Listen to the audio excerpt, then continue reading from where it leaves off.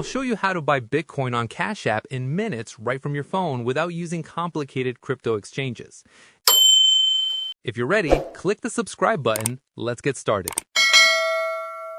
Open Cash App and land on the home screen to access your money tools.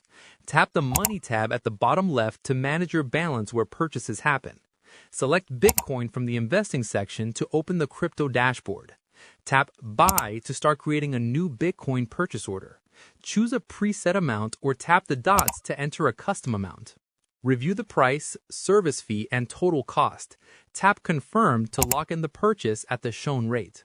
Enter your PIN or use Face ID to authorize the transaction securely.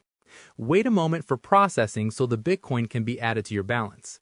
Check your Bitcoin balance screen to verify the crypto is now in your account.